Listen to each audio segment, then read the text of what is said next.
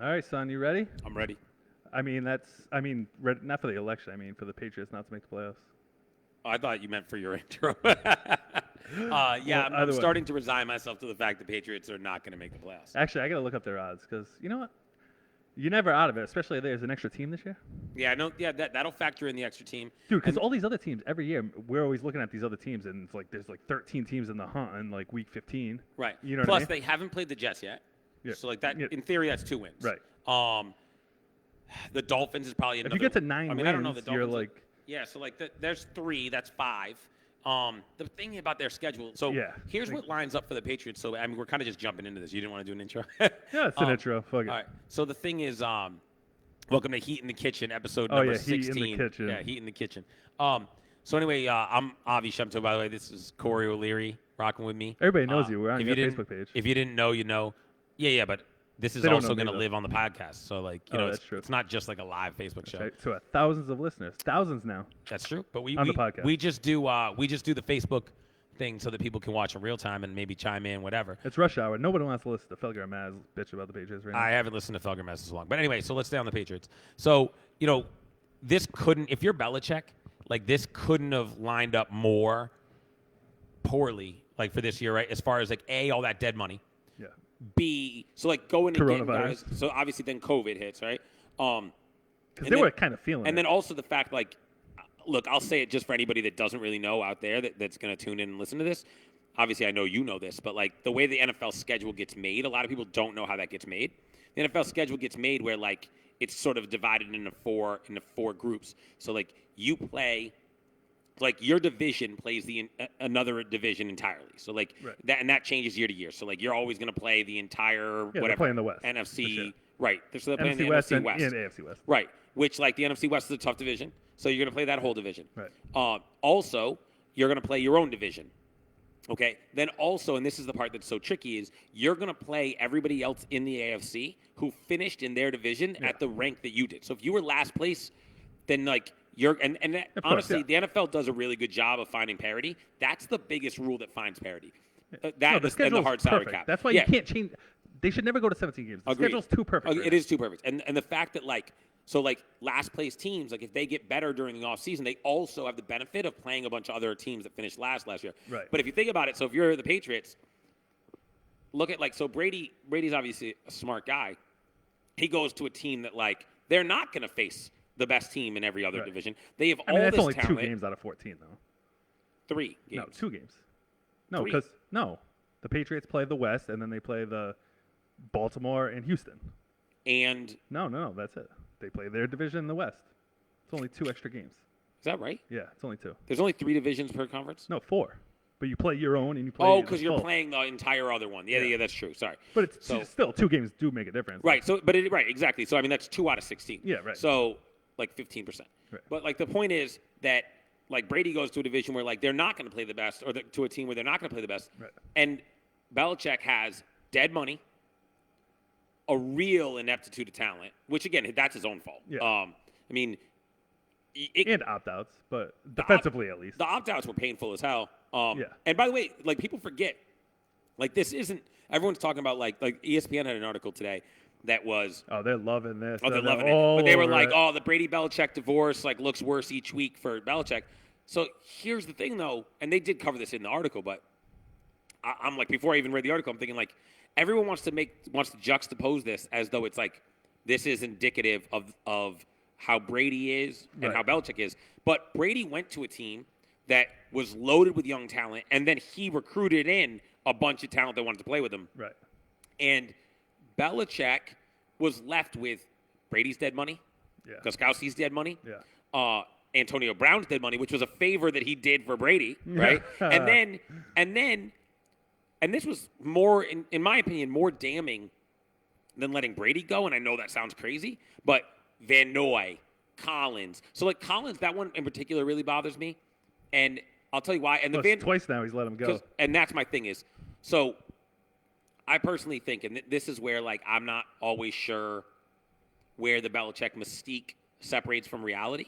Because Jamie Collins went out into the wilderness. He got his money, and he didn't perform. Right. And then he ends up like, he felt what that other side of the NFL is like. It's crappy. He's just taking L's left and right. And it sucks. And then he comes back as a reclamation project. And he goes right back to just being a stud. Absolute stud. I don't understand why, if you're Belichick, if the mystique is real, why there's not like a moment in the locker room, right, where he sidles up next to Jamie Collins and he goes, yo, Jamie, you going to hit that market again? How about we get something done? How about we get like a little 4-year thing going? Hold on 1 second. I'm just getting a text about some stuff. Was that linked to your? It was like linked to the Facebook. Oh, because it's a Facebook message. Well, let us know what you want in the comments. Yeah, Make it public. Yeah, no, this but is, listen, but this is the he's not life going to and pay times everybody. of an entrepreneur. I'm getting a text about one of our orders. Like Charlie Baker just canceled it. That's what they said. Yeah, right. We could dive into that. You do a lot of like. That's the thing is you don't stay on topic. But so anyway, so with Jamie Collins, like I just don't understand why Belichick doesn't just like sidle up next to him and be like, hey, listen, instead of hitting that market, let's find something we can both live with. And like, because at the end of the day, as like a business owner, for example, it's like you want to benefit from what you put into a guy. So like, okay, Jamie Collins, like you got coached up here, and then you went and benefited. Cool, I get it. Go get your money. But it didn't work out. So you come back. But the Patriots did win a Super Bowl the year they traded him. No, agreed. No, it didn't work out for Jamie Collins, I'm saying. Yeah. It did work out for him. He got his money. It worked out for both. The first time he left, it worked out for both parties. Sure. So what I'm saying is, when I say it didn't work out, yeah, you mean, he saw what life is like, and he's not on a winning team anymore and all that. Right. Taking care of that? Yeah. This is one of those things. But here's the deal, though. It's all these defensive players. He's not going to pay them, right? He thinks he's going to build them. And honestly, like, the weird thing about the NFL in general is it's such a week-to-week league that it doesn't – like, I think he thinks he can make hay with these other guys. And then, when they play KC, it's like, oh, shit, this defense is going to be good. And then, like, Denver runs all over them. And you're like, what the fuck are you doing? You know what I mean? Like, granted, you didn't practice for 2 weeks.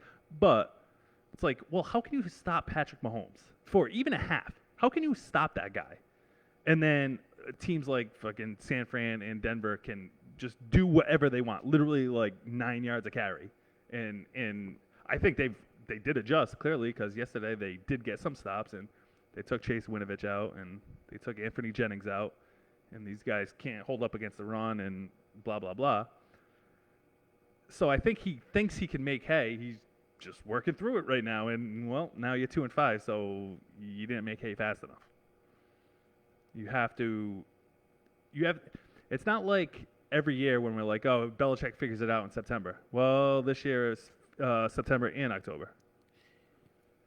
Yeah, I mean, look, this year because it's a whole new defense besides McCourty's. Right. You know what I mean? So that's where, like, look, this year, and this is, I mean, look, you understand the X's and O's. Who are these guys? Bauer? I saw Bauer. I'm like, who the fuck is Bauer? No, I know. Same. He's actually kind of a beast. Yeah. So the thing is, like, look, you're an X's and O's guys, and you know that the NFL is a coaching league. That's why, like, I'm so bothered by the idea, like, everyone's like, oh, Cam this, Cam that. Oh, look at Brady doing this and that. Look, Tom Brady is the greatest quarterback that ever lived. Tom Brady makes any team better, okay? Tom Brady in Green Bay would make Green Bay better. Yeah. But if they try to run Green Bay's offense with Tom Brady there, he's not going to perform as well as Aaron Rodgers. Right. So it's the same thing. It's like Cam Newton he's way more limited, but he also does a few things really well. I said here on this podcast, for this team, I actually think Cam is a better fit. Let's be clear. If Brady was on this team, they'd be just as garbage. Well, I mean, listen. They'd be 3-4 or 4-3. Well, they would have beat Denver at home. So here's the thing. I don't know that. I will say this. They beat Seattle. Like, how many times have we seen Brady make that drive and then finish that drive yesterday? Okay, but here's a tough thing. And I watched Brady last year as a Patriot, and then I watched him early in the season this year. Yeah. And Brady, with a complete lack of talent around him, which is what this team has, it can play pretty garbage. So, of course, yeah. So look, I'll say this about Brady. If Cam Newton was the starting quarterback of the Patriots and Brady was coming off of the bench in exact moments, and we put him on the last 2 or 3 plays of the Seattle game, then they win that game. I don't know if Brady gets them to that moment. They don't get to that moment, I don't think, right. without Cam. So the same thing, like, look, at the at the end of the day, would they beat? So do I think they beat Denver? I don't know. This team is really trash. Like this team is really trash. Honestly, I don't think there is. Like, listen, I always said, all right, even with Cam or whatever quarterback, just get to like 24 points, and your defense is going to have to be good enough, right? So I mean, yesterday they're at 24. I mean. Look, you know what I mean? Like, I'm not going to put that on Cam. Okay. I'm really not going to put it on Cam. So yesterday, I mean, obviously the fumble. But that's the thing, right? Is that I put yesterday's loss first and foremost, and this might surprise some people, won't surprise you. First and foremost, I put that on Josh McDaniels. Yeah. First and foremost. The entire first half play calling? Like bizarre. Like 3rd and 12. Like 3rd and 12, 39, and you're running the ball. It's like I understand. Like, you can't play afraid. Like, you're playing. It's bizarre. Like, so it's bizarre. That was the weirdest thing. It's bizarre. And then they even got lucky on another one. He handed off to Burkhead. And like, I know. I saw that. Somehow. And he spun at the end. Yeah, I saw that. And he got a great spot. Hell yeah. So the thing is, they were also. So, okay. I'm actually a little bit encouraged, to be honest, after yesterday. Like, it's like, well, they still have it. So, first of all, let me take the long way here. Julian Edelman, a lot of people forget this. I call him Drops Edelman. Forget about all that. Remember the first, 3 years of Edelman's career, right? So, you just never saw him, and then you'd randomly see him, and he'd be a beast, and then you'd never see him again. So, like the Welker game, the game where, we were without Welker, and Julian Edelman starts instead and gets 100 yards, right? He gets, 15 catches, crazy, right? Yeah, and they were also, they were down the entire game, though. That's fine, but my point is, then you just don't see him again. Yeah. For a year. For a year, it's just I thought that guy was all right. No, you don't see him again. Jacoby Myers is better than N'Keal Harry. Last year, Jacoby Myers, I know. He comes in and he's good. Yesterday, he was good. So one thing that the Patriots were doing, and this is why I'm so confused by Josh McDaniels. Sometimes I think he just tries to out-coach himself. Yeah. Is that little bootleg that they were running, were designed bootleg where Jacoby and Cam roll out to the same side and just boom, hit him. 4 yards. It worked 2, 3, 4. No, 8 yards. Yeah. And it worked 2, 3, 4 times, and then they just wouldn't feature it again. And I'm of the mind, especially when the running game is going as well as it did in the second half, run it till they stop it. Yeah. And then coach off of it. Yeah. Right. So I don't understand why. And to the same point, Cam can run. Cam can run his ass off, no questions about it. But the thing that I just don't get is why you would ever – can we agree that a quarterback scramble – did you watch the Pittsburgh-Baltimore game? You saw how that ended? I saw how it ended. Okay, so the thing is, even quarterbacks that are right now in their prime filthy. Yeah. Which Cam isn't, right? No, he shows the most elite flashes. So I agree. You know what I mean? It's he still has it. Agreed. So by the way, I know that I'm going to get killed for this. I know that, but I'm with you. I was encouraged. In my mind, now is one of those locker room moves. Next year, you're going to have some cap space. You can get some talent. A lot of guys want to play with Cam. Seidel look next to Cam and be like, yo, listen, let's lock you up for 3 years, something really, really reasonable. Let's get you in a 3-year, $30 million contract, 3-year, $35 million. We're not giving up on you. We know that now. See how this. So first of all, one thing I love about Cam Newton, I just absolutely love about Cam Newton is the responsibility that he takes after the game. Cam is just, for good and for bad, Cam is raw and honest. So when he goes up. Well, he's always won, so he's not he knows what it takes to win. So you just can't be the person that's gonna bitch and complain and whatever and blame other people. When you're that guy, you know what I mean? You take responsibility. Yeah, because I'm the motherfucking quarterback of the Patriots. It's my duty to win. He takes it on himself, and he should do that. Right, but it is leadership though. It's not he's got that leadership thing. So years ago, I catered this event. Even when they lose though, but So years ago, I catered this event where this dude who was speaking. Was a Harvard professor, and so you're right, you're hitting the nail on the head with leadership. He was a Harvard professor of leadership. That's literally what he was. And he'd written a book about leadership, and he's sitting there talking, and he had a term that he called ducking, which I thought was really appropriate. He was like, when leaders say, well, I'm in charge, so I'll take the blame. Basically, what you're saying is it's not your fault, but you're going to be the altruistic leader, the buck stops here, right? Yeah. Cam doesn't do that. That's what Brady does. Brady does the whole, well, I'm the leader of the team. Cam straight up goes, I fumbled the ball. Yeah. That's on me. Right. Did you see the look on Cam's face at the end of the game? Did you see they hit him? Yeah. Dude, I want that guy on my team. Right. That's a guy who, Cam doesn't yell at his teammates when they fuck up. Cam pats him on the back. When Cam fucks up, Cam goes, yo, I fucked up. He says it in the media. He says it.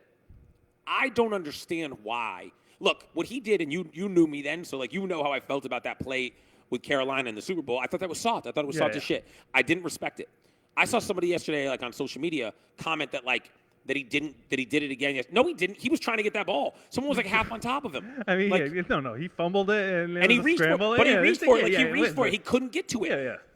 I see a Cam Newton that is humbled, that is hardworking, that has energy that guys are happy to play with. And so, like, look, this season's gonna suck, and I didn't think it would.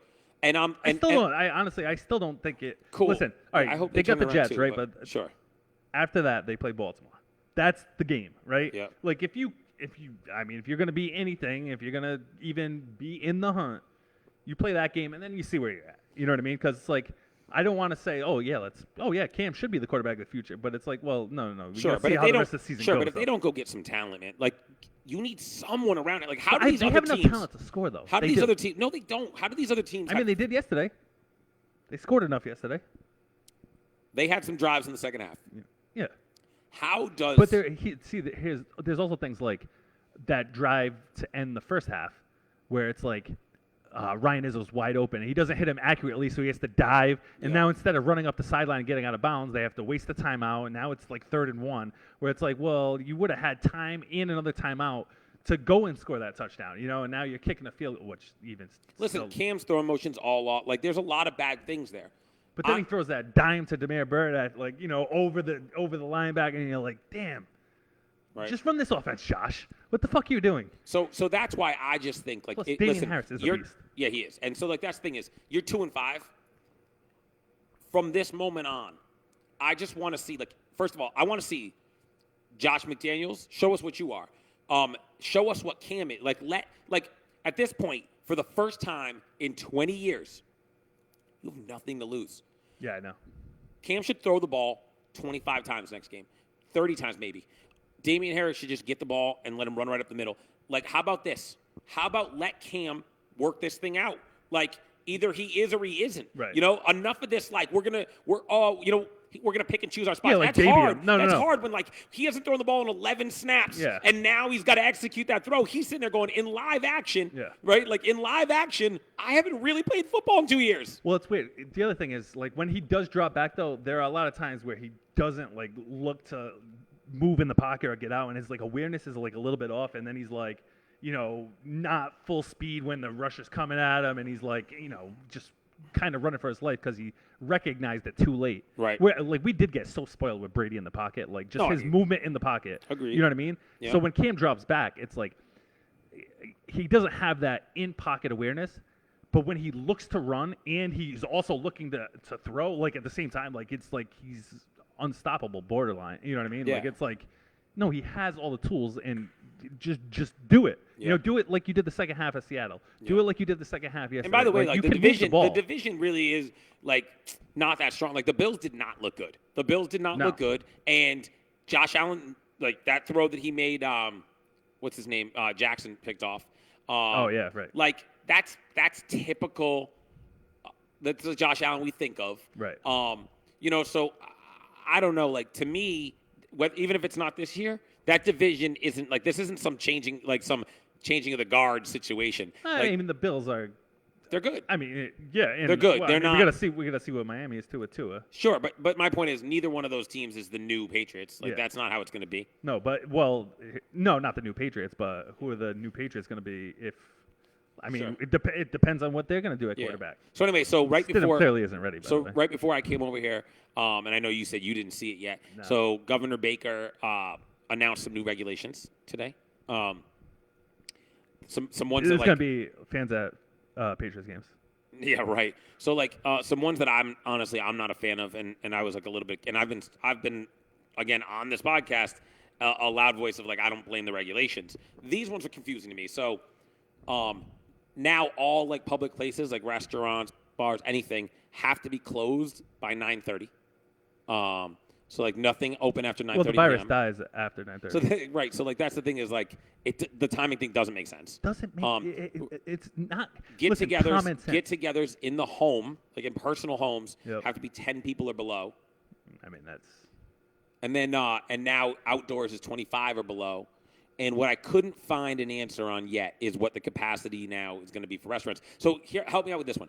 If restaurants are above 10 capacity, Yeah. how does it make, like, so I don't understand, like, does it matter how big the personal home is? Like, Right. these are the things, and again, like, I'm somebody who has been, like, pretty risk averse on COVID and has been on the record as saying, like, my restaurants don't have indoor seating. Speaking of which, by the way, like, people probably can't see it, but, like, we're in the new spot, which the floors just got done today and the walls and shit, and it looks dope in here. Yeah. Totally different feel. But anyway, so from when we did this last one, like up And like we're it was, like, right next to carpeted, it was Simca, if gross. anybody's wondering. Yeah, Like, two doors over from Simca, and A La Esh, which is the new barbecue spot, it should be opened like hopefully definitely within the next 2 weeks, hopefully maybe even next week. So anyway, the regulations, like, if you can have, like, if I can have 20 people in here. Right. What's the difference between Like, that or my house? I mean, right. I was about to say your kitchen, living room, 3-season porch is bigger than it. Like, it's the same size. So, right. So not, why can that only be 10? Yeah. But a restaurant with strangers can be 20. Like, that's the part I don't get. No. And so And the 9:30 and the same thing thing. Like, is I don't just understand like, the come curfew. on. Like, I don't understand the curfew. Like, so if anything, the curfew, I think, makes it worse. Right, more makes it, people coming in a shorter time frame. That's exactly what I'm trying to say. Is like, and if you're trying to, so I think that all the regulations, every move around COVID. By the way, this goes to speak to consumer confidence too. I think every single one of us should be trying to bridge the gap between two things at all times. What is the safest way that I can have the closest to normal? So businesses depend on people's sales, right? And we need people. We need them. Right. Like, we just need them. We need them at my restaurant, we need it on takeout. Right. On the food truck, we need it on no contact ordering. But restaurants that are open downtown or whatever, that are open inside, they need people who are behaving responsibly, who are respectful of their staff, right, to come into the restaurant and follow the rules. At the end of the day, if you're going to have, like, it seems to me that the safest thing would be to let a restaurant stay open till 2 a.m. So now you got, like, if I own a restaurant, like, let me just throw a name out there, for example. Like, I think sometimes about, I don't know if you know who Chris Coombs is, but, like, Chris Coombs owns a couple restaurants in downtown Boston, Chops, which is an amazing steakhouse, and then he owns Duave. And, like, I see him post on, like, his stories about, like, Duave, and, like, you know, they'll be at, like, capacity, but their capacity is obviously reduced. And, like, you know, it's widely regarded as one of the better restaurants in the city. So, like, it makes sense why they'd be at capacity. But now their capacity is reduced. So, you know, a restaurant that isn't always full, the reduced capacity, although it affects them, of course, it affects them a little bit differently than a restaurant that's used to always running at capacity. Right. Because literally the regulations then are what's taking money out of his pocket, of course, right? So, and his staff's pocket and his server's pocket. So if he can be open till 2 a.m., and I know I'm not saying consumers want to eat a meal at 1 a.m., no. But in theory, if that's, like, an amazing restaurant and you want to get in there, and he says, shit, we'll serve dinner at 1. Right. Let him. Yeah. Like, if that's what it takes for him to make a living, right, and he can serve the reduced capacity in a safe way, wiping down tables, everything in between, right, till 1 a.m., then let him open till 1 a.m. Why would you cut him off at Coombs sucks, JB Morrison. All right, cool, man. I disagree. I mean, I don't know. So anyway, I'm tempted to ask, like, for more detail. So the thing is that I like Boston Chops personally. I really like Boston Chops. No, but yes, that makes no sense. Like, so much of this and that was just an example, JB. Like, if there's a better example, I was just thinking of somebody, like, he's been pretty vocal on his stories, and kudos to Chris for the fact that he's one of the few voices I've seen that's stayed pretty positive in his promotions of his businesses. Pretty, like, he's not going so far as to say, fuck this shit, it's not real, please come into my restaurant. Right. But he also isn't like, boo-hoo, poor me. He's like, hey, let's serve food to as many people as we can, and let's do it safely. So that's just why I picked him off the top of my head is, you know, again, maybe it's a testament to the fact that, like, his stories, I see them and pop up, and he's doing a good job of, like, recording video in the kitchen, and so that's cool. Like, and that's just why it popped in my head. Yeah, no, but if you can get 100 people in there till 2 a.m., right? Sure. You know, now he's only going to get it. All right, maybe a better example would be, like, Canary Square in JP, who, like, my buddy Mike Moxley owns. Like, at the end of the day, if they can stay open till 2 a.m., where, you know, they're more traditionally going to get bar crowds, you're not going to let them have bar crowds now.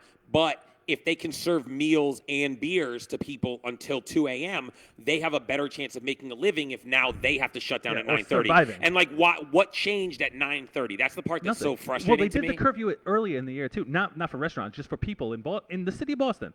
So it's like, well, I can't go out and walk my dog at 10 a.m. because there's no logical scientific reason. I hate when people say follow the science, follow the science. Sure. There's nothing scientific about that. You know what I mean? It's literally the opposite of science. So again, I've been pretty vocal about the fact that up until now, I really haven't felt like the regulations were the cause of death for restaurants. And I said it again on this podcast. I know that I've said that like 10 times, but on this podcast, I said we have yet to see a restaurant close strictly because of COVID. And I think we're now there. Like, we're there. Yeah. Like, at the end of the day, nobody, no matter what downturns you prepare for, no one prepares for an almost revenue-less year. Year. See, the other thing is, right? Yep. We've been talking about this every friggin' podcast the whole time. And it's like, well, should we open in June 1st? What about July 1st, right? I think it's pretty You thought I was stupid when I said Christmas. You thought I was stupid. Yeah, but listen, I think it's pretty clear now that this is seasonal, right? COVID, right? No. What do you mean no? In July and August, it's not like we were having crazy amount of cases. Now we're getting way more cases because the weather's getting colder. Just like the flu. Why is Europe getting all cases now?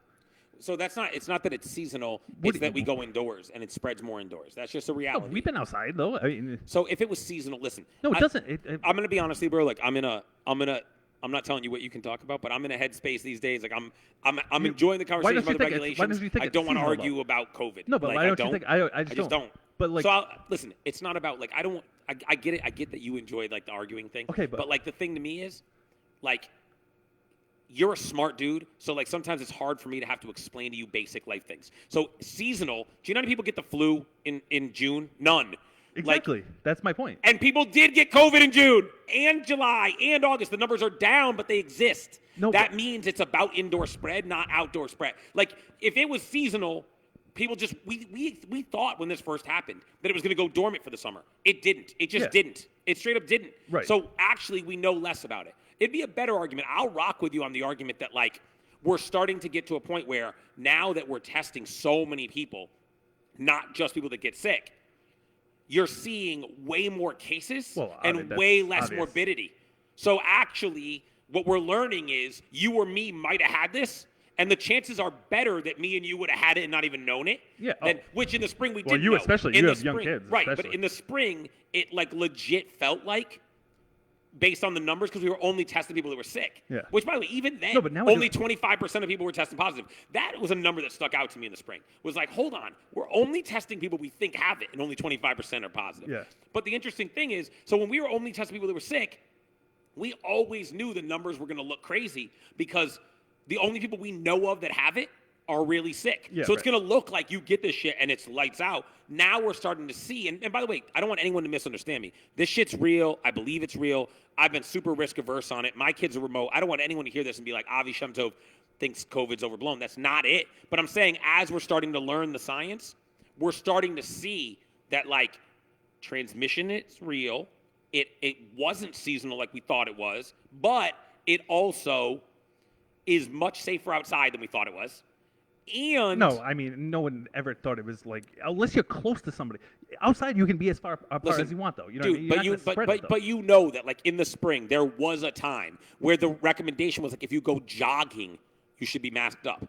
There was that time where, like, we didn't know. Kids are playing, like, fucking high school sports with, like, masks on and shit. Yeah. And it's like... So we just didn't know. Like, so, anyway, my thing is just, like, back to the regulation aspect. I think now we really are seeing where, like... So, look, I measure my food truck season as April 1 to November 1. So yesterday was the end of what we consider our busy season. We operate all year round, but yesterday was...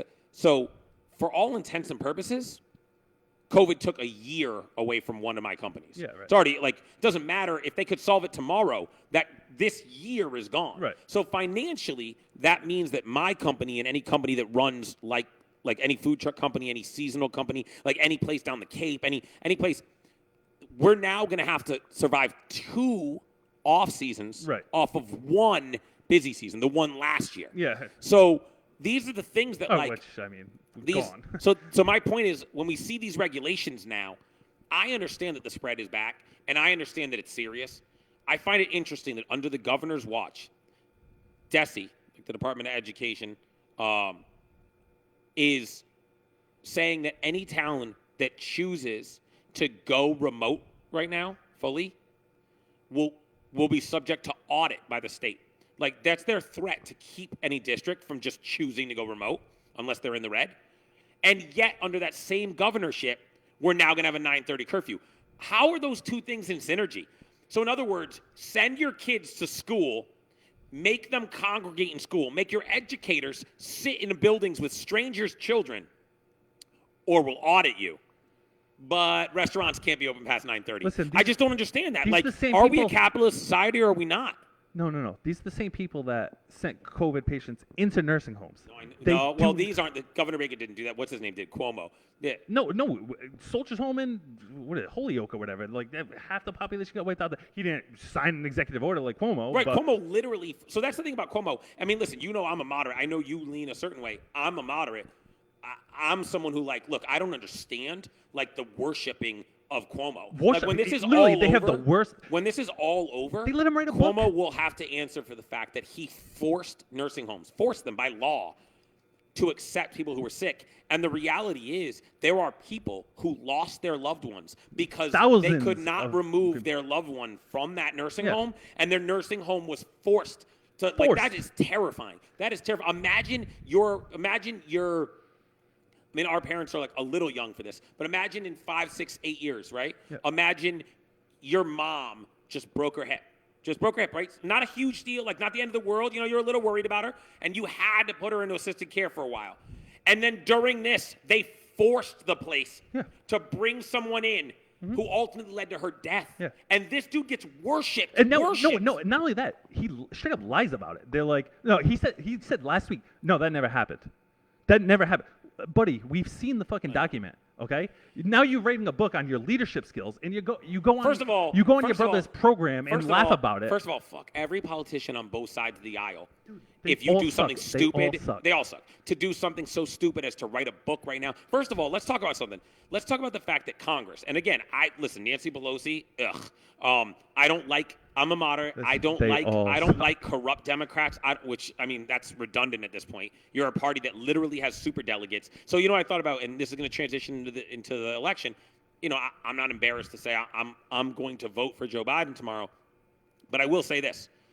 It's not lost on me that the choice that I've been given is vote for a guy who I just absolutely can't vote for lots of reasons. Or vote for a guy who, if he wins, will embolden and empower one of two parties we have to continue to steal democracy from us. So the reality is, Trump, and I was having this conversation with Gurna the other day, Trump is proof positive that the Republican Party, even though their values generally do not align with me, is doing it above board. They did not want Trump. Right. The people that voted in those primaries, for God knows why reason, but the people wanted him, and they did shit above board. The Democrats with super delegates, by definition, negate my vote.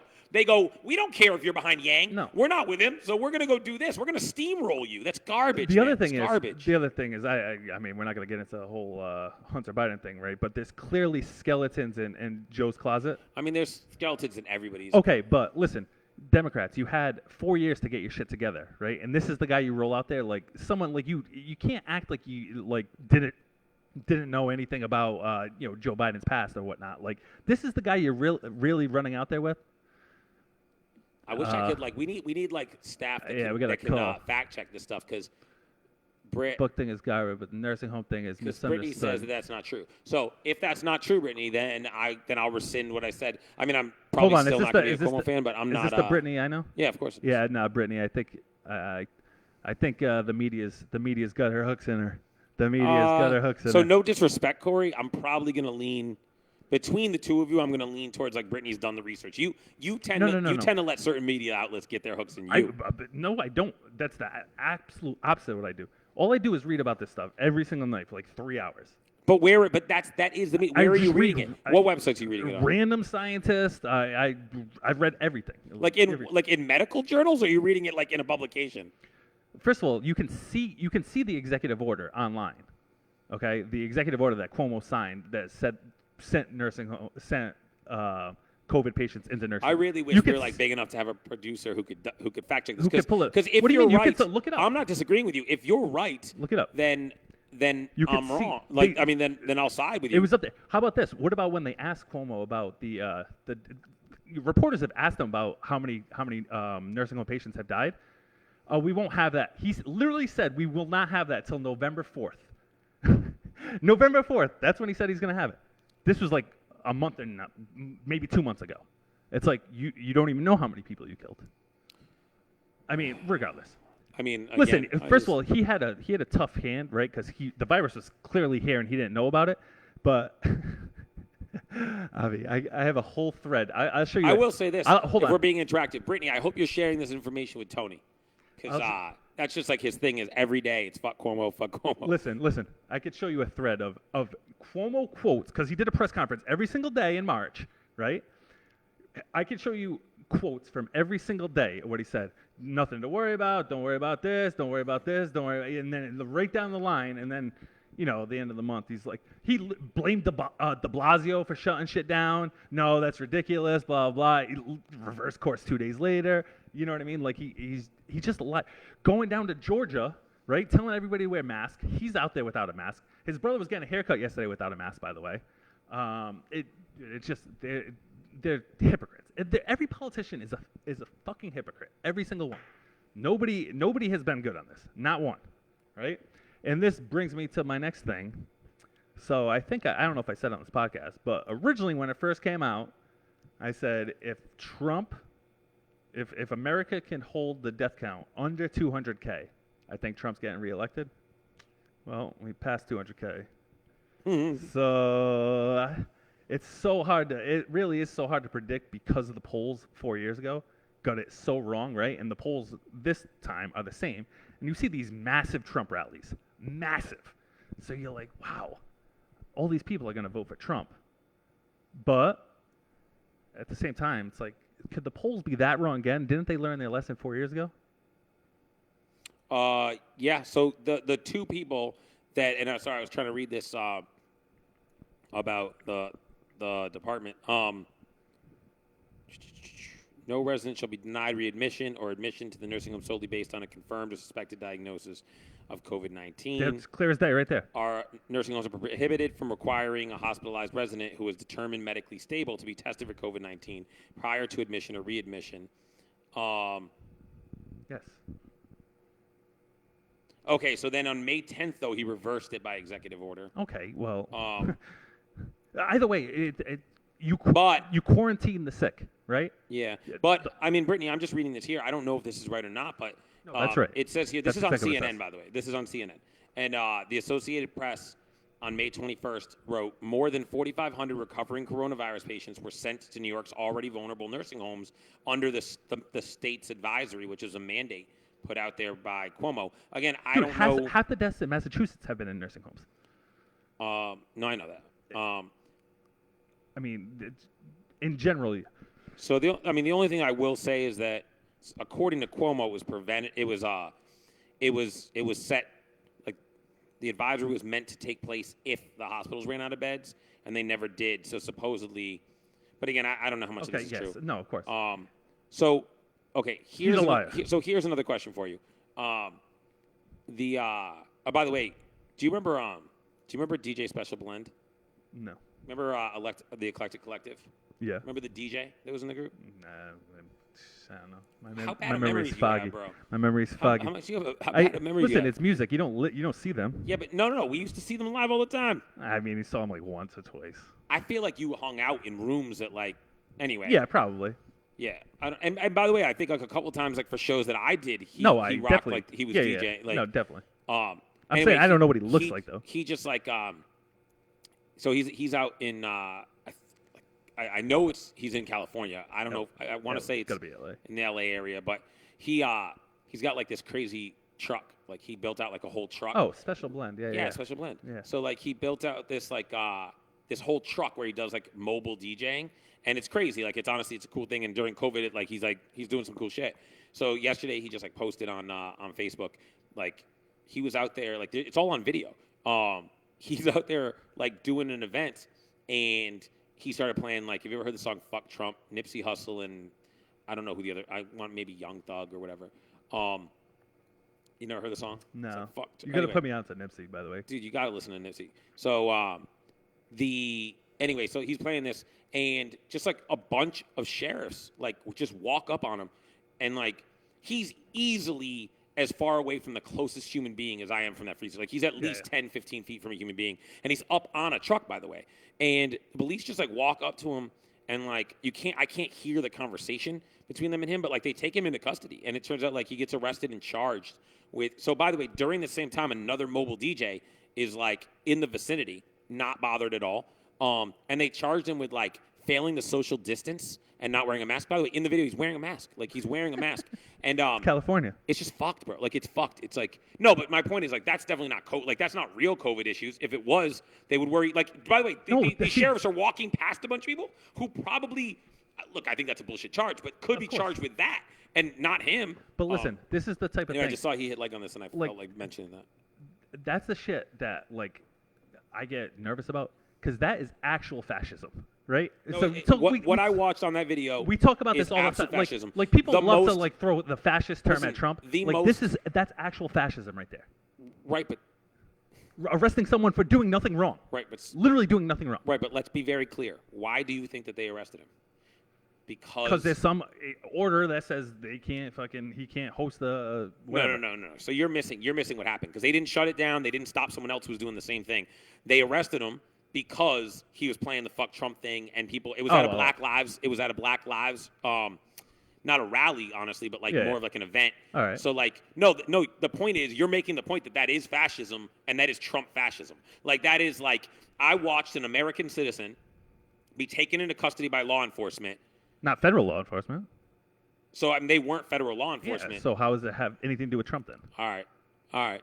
Watch the video. I'll send you the video. Listen, you think it's a coincidence he's playing the "Fuck Trump" song at a Black Lives Matter thing, and gets taken into custody for no reason at all? False charged up. I think probably fucking 98% of cops hate Black Lives Matter. I think that's much more likely than having anything to do with Trump. And you don't think that no? But so the issue, and this is the issue with Trump, is that it is who he emboldens and who he empowers. So, like, what took place there? Like, I want those law enforcement officers charged. I want them arrested and I want them charged. Yeah, they should be. With treason. I mean, that is a violation of our Constitution. That is a violation of the fabric of this nation. Correct. Everybody who marches about Second Amendment rights, which, by the way, I'm with. I'll back them up on that. Yeah. They have to all be angry when they see that video. An American citizen is taken into custody for expressing their freedom of assembly, their freedom of speech. Right. Absolute constitutional freedoms were violated and just comfortably. And you know what I wondered when I watched the video? And I haven't seen Special Blend in years and years, and like we don't talk like that or anything. But I always knew him to be a good guy. And when I watched the video, like he complies, like he's so peaceful and calm. And I'm just thinking to myself, I wonder how terrified he was in that moment. Right. Like I wonder because we've seen too many times something exactly like that go bad. And then when something crazy goes on, they're going to say that he was doing something wrong. This dude was literally playing music just like somebody else was on top of a very expensive-looking vehicle. Yeah. In nice clothing, surrounded by a bunch of people. That it was not a violent rally at all. Right. And when the police came over to him, like, honestly, I wouldn't have been as calm as he was. And all I could think watching the video is, holy shit, the thoughts going through his head at that moment. Yeah, like, right. How terrifying must that be? And I know you don't, and I know all these crazy libertarians and whatnot don't want to live in a nation where somebody, a citizen, a born in America, right. citizen of this country, has to feel that way in the hands of our law enforcement. So, like, I don't need that video to end with him having a knee on his neck. I don't need that video to end with him being beaten for me to feel like that's the problem. Yeah, in that moment, and I'll say this. I'm glad that nobody that was standing around and watching it did something because it could have gone really fucked up. But if you're standing in that crowd, how do you know not to, right? Because at the end of the day, when we watched George Floyd be murdered, a lot of people afterwards were like, how can people just stand there and watch? Yeah, And the answer is like, because you don't wait. What is the line? At what point? Like, we watched an American get taken into custody by law enforcement and have his constitutional rights violated. Do we step in then? Like, if I'm a founding father, did I intend for that moment to be interfered with? Because if we don't step in when our law enforcement violates our Constitution, are we not a fascist nation? Like, at what point does that uniform not mean something? Because if that uniform is just supposed to mean, like, oh, hey, we don't step up against them. Well, that's how a fascist nation operates, right? That's how, like, in the streets of Baghdad under Saddam Hussein, they just show up and take you out of this room and you're just gone. And what do? I just keep talking? Like, I'm just like, yeah, all right, guys, I'm not sure what happened with Corey, and we just never see you again? Yeah, right. Like, of course. So we don't know where that line is. And I got to be honest with you, when I watched it, I was watching it with the benefit of by the time I saw that video, I knew that he was posting it. I knew that he was safe. But in that moment, if you watch that happen live, what if you just never see him again? Like, what if he just disappears? Yeah, well, I mean. So to your point, that is fascist. And I noticed your tune changed a little when you figured out that, like, no. It wasn't a COVID. That wasn't California liberals being fascist about COVID. You just said they arrested him on something that was made up because of they COVID. They made up those charges after the fact. Like, right. I don't even know if those are real charges. I don't even know that that's real. A failure to social distance is arrestable? Probably in California. We could look that up. I'll bet it's not. I'll bet it's fine. I'll bet you that's literal bullshit. Like, it's literally just made up after the fact, trumped up charges. Listen, yes. I get your point. Because we don't live in a fascist country, fuck Trump should be able to be played wherever, whenever. Very much so. You know, that's it. I guarantee you the cops are fucking dicks, and they realize that it's a Black Lives Matter protest, and they fucking hate them, so they fucking arrested this guy for playing fuck Trump to the Black Lives Matter crowd. They probably are bad cops. Probably should not be on the force. But like 6, 7 cops are all bad cops? I don't believe that. I believe it's a cultural issue there. But I don't believe that individually those 6 cops are all bad cops. I don't believe that. Okay, but then you have to stop it then. If you're not a bad cop, you can't just let another cop arrest somebody on fucking some bullshit charges. So that's something that we need to address, yes. Because the reality is, I know I'm friends with, I interact with too many individual law enforcement officers who are good people. Now, listen, I've been around some shitty cops too. And shitty people that are cops. And we're white. Huh? And we're white. Oh, I'm not even talking about what treated me. Yeah. Although I've had some incidents where I'm like, first of all, I've had some incidents where I'm like, if I wasn't white, I don't know how that situation goes. Yeah. And then I've also had some incidents where I was like, people that grew up where I grew up will never have that interaction with a law enforcement officer, and they don't believe other people when they say that happens, right? So, like, I believe that. I mean, one time I was pulled over. I don't think I've told the story on the podcast, but I've told the story before. I got pulled over with one of my buddies, and he just didn't have a cell phone. So he was leaning in my window, handing me back my cell phone, and he was black, and probably still is. I don't see him these days, but I say he was, but he is black and was leaning in my window, and boom, I pull like a little U, and I pull back out onto Blue Hill Ave. At, like, almost right there next to the Franklin Park Zoo. All right. And he just, all of a sudden, I see lights come on. It's like an unmarked vehicle.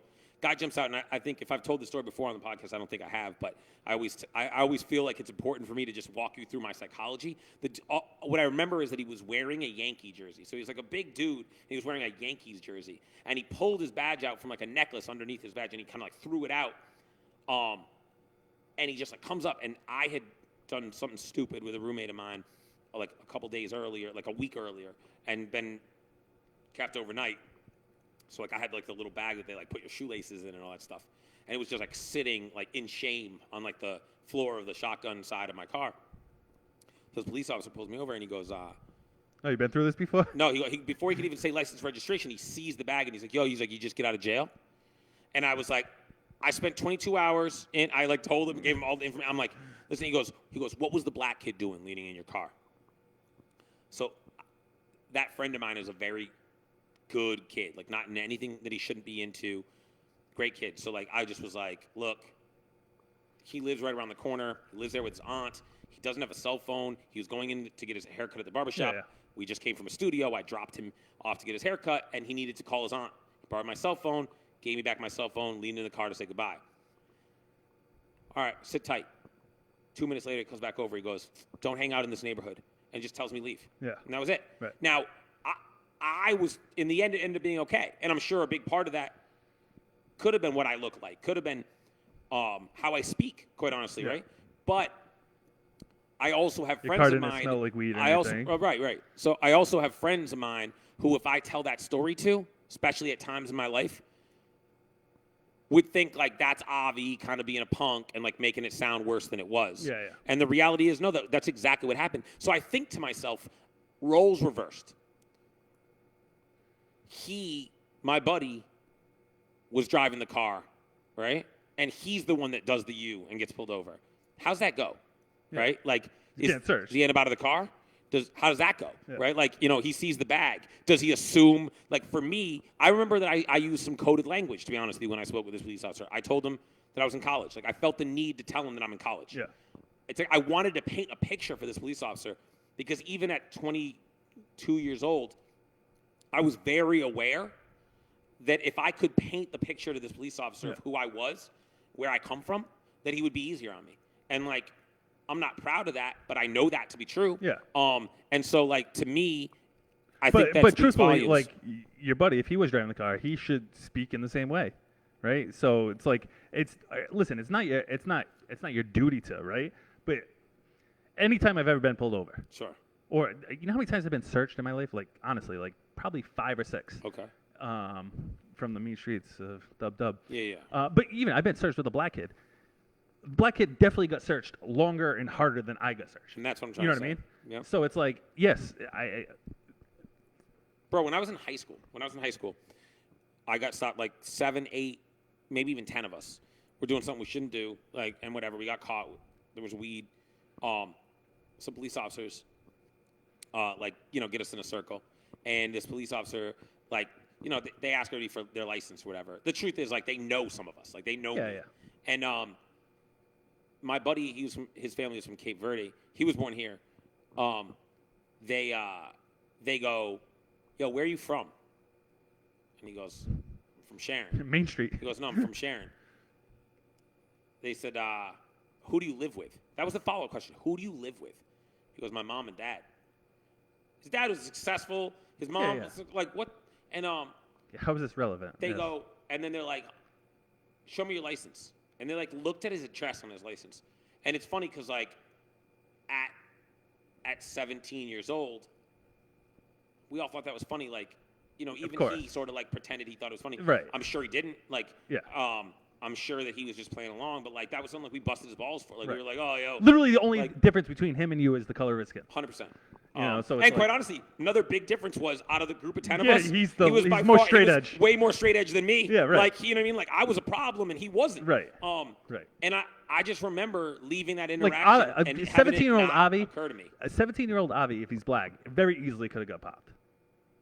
Yeah, I mean, honestly, I don't want to make that. I don't want to make light of that and make. No, that no, sound- but I'm just saying. Let's put it this way: a better way to say that would be this: 17-year-old Avi knew very well how much he could get away with, and how he would get treated. Because I mean, bro, one night when I was in college and I got myself into some trouble, I like drunkenly berated a police officer in front of all the other officers at the station. Like horrific things. I said stuff like, someday your kids won't be able to afford the shoes that my kids can afford, and they're going to blah, blah, blah. Like fucked up shit. I ended up apologizing to him, and he ended That's up the speaking type of stuff that made me love you, Avi. Yeah. And he ended up speaking up on my behalf in court. I really meant it when I said I was sorry to him. He didn't have to deal with, and he was cool. He actually stepped up in court. He was only a couple years older than I was. And he said, like, look, I think this kid just had a bad night. Yeah. We had a great conversation. And that was really cool of him. He saved me a lot, probably a lot of trouble. He was a good guy. Like, again, but I think about the fact that, like, if I didn't come from where I come from. Yes.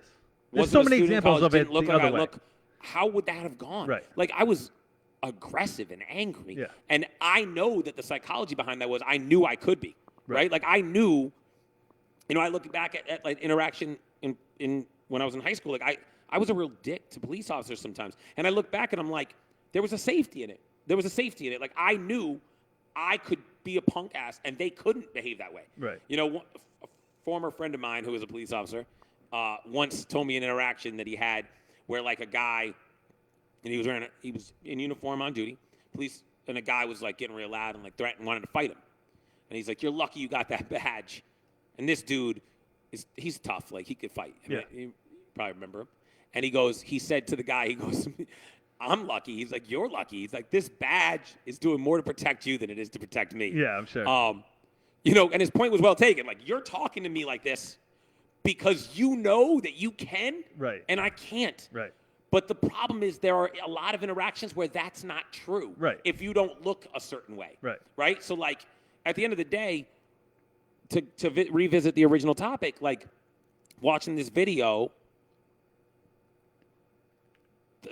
one of the most shocking parts of it was just how compliant my friend chose to be. Right. And knowing if he's just, look, tax-paying, business-owning, successful adult citizen of our country, he has the right to be like, what the hell are you, give me your reasoning. Yeah. But he couldn't even do that without the risk. Right. And that's what's alarming when I watch that, is like, would you have just gone with them? Yeah, like, right. I want to ask all my friends that, like, all have kids, all grown adults, all, like, would Kara have just gone with them? Yeah, no, probably not. And she shouldn't, right? And that's a cop gave her a ticket. What she said, "Oh, next Christmas too." He came back and wrote the ticket for more, just because he could. That's fucked up. Really? Yeah. It's That's like, well, dickheaded your mouth behavior. got you in trouble again. Look at that. Yeah, but like. No, I know, but yes, he's a dick cop. That's fucked up. And listen, and I'm sure, right? Like, looking at it from the other side of view, if you're a good cop, it's going to be, you have to show incredible patience sometimes. Oh my God. Right? You see all these videos online, like, only good cop is a dead cop, right? They're screaming at cops, like, you know what I mean? Just for walking on the street. I'm a not cop with is that just at all. walking on the street. Yep. You know what I mean? It's like you're screaming at them in their face, chasing them down. You know what I mean? And they're not. I mean, I guess he's a good cop, so he's not going to do anything to you, right? But it's like.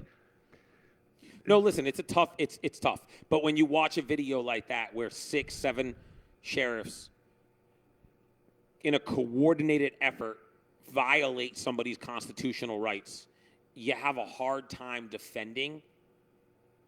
You have a hard time defending the profession in that moment because you're like, I don't know whose job is it. And now I'm curious to see how it gets dealt with. Right? So I'm curious. I mean, who knows about that with the if that's an actual real law or enforceable law. I could tell but you, just like he wasn't. But the problem was, whatever the law was, he's not breaking it, and everyone with eyes can see that. No, of course. But even just the thing. Did you see the video?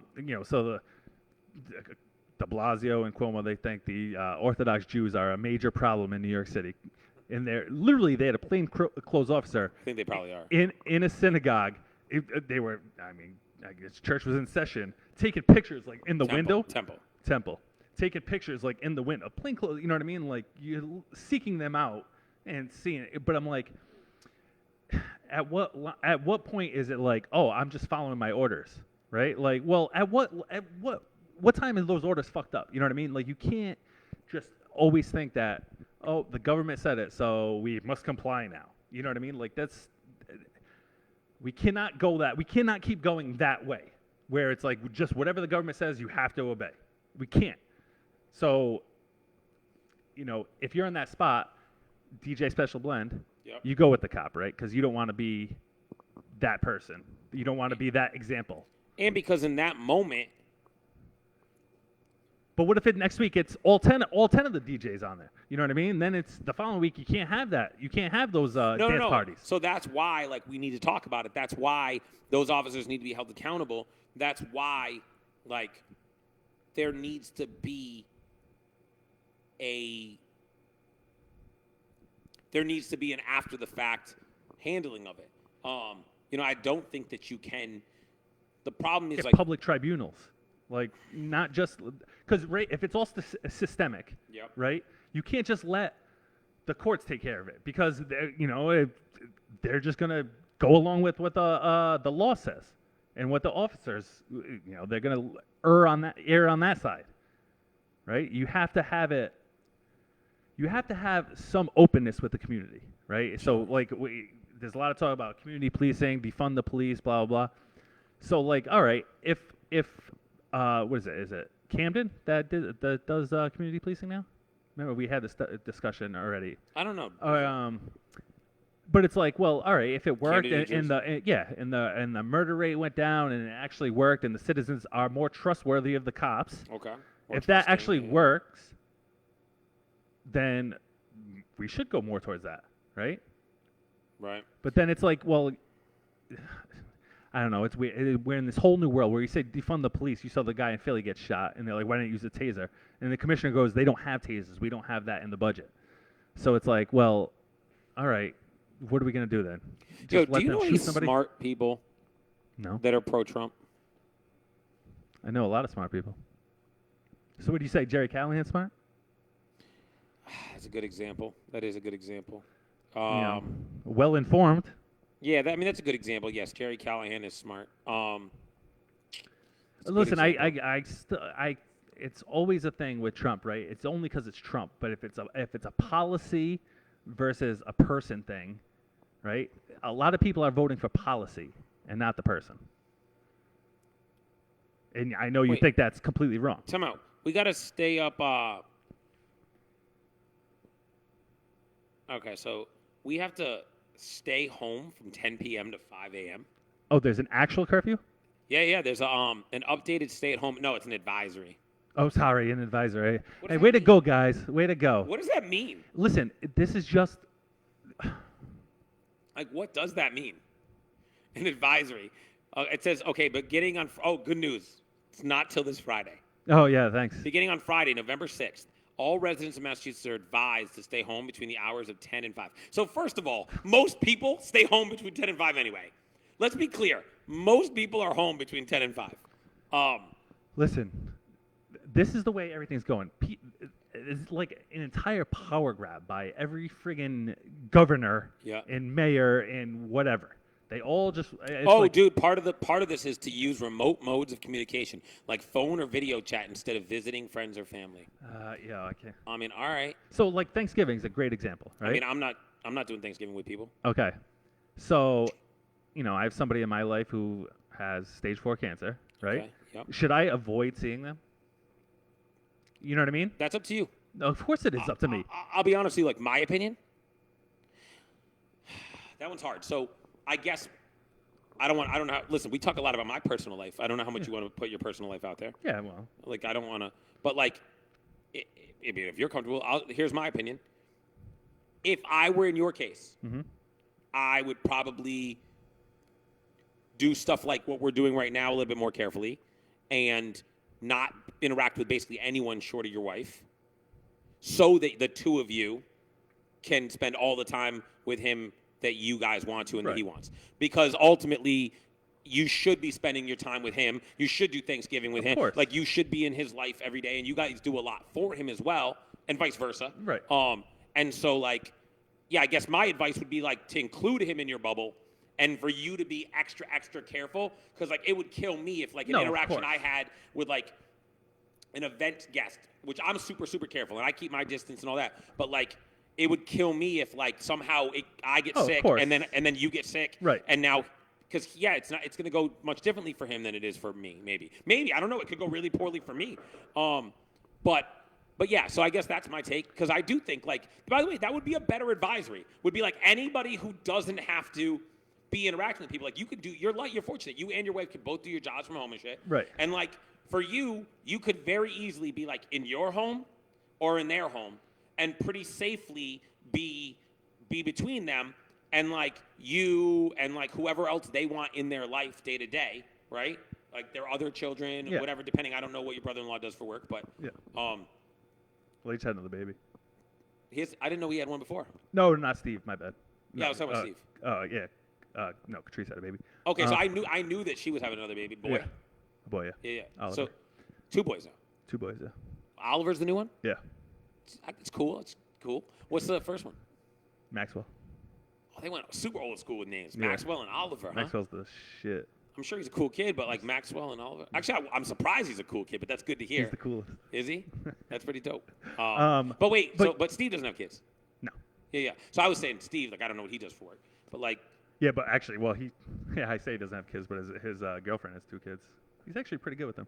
They're older, but either way, we're all. So he doesn't have kids. No, he doesn't. No, but you just went to go like, well, I said you didn't have Well, kids. he kind of. I mean, well, they if they get married, no, but they're not married right now. No, so but like, he like stays there every day. I mean, it's like. So what? Listen, I know some people like. He doesn't actually have kids. That's the other thing. You know what we don't talk about? We should talk about. This is a good topic for us to talk about dating during the pandemic, because you and I both like we've been out of the cycle for pretty much our whole lives. Yeah. I don't know if you have any friends or like if Kara has any friends that like are out there dating right now. Nah, not really. But like we get old.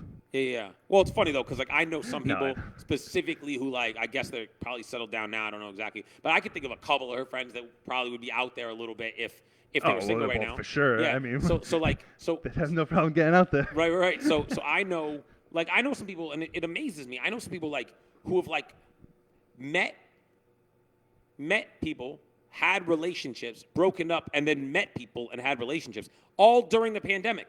And I was in a scenario once where like straight up like someone was introduced to me in like a space that I thought was safe, and then only to find out like that person had been dating the person who I knew for like a week. So I'm thinking to myself like, so first of all, one thing I know about you is that you date during all this. So you meet strangers, possibly intimately.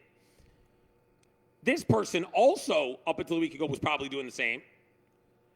I'm now in a super compromised position. Thank God this was long enough ago that I know I'm cool. Yeah. And like, thank God. And I tried to be really careful. But like, listen, I think it's personal choice at this point. it is. No, it is. But the problem with that is that, and this is what's wrong with, like, have you ever sat in traffic before?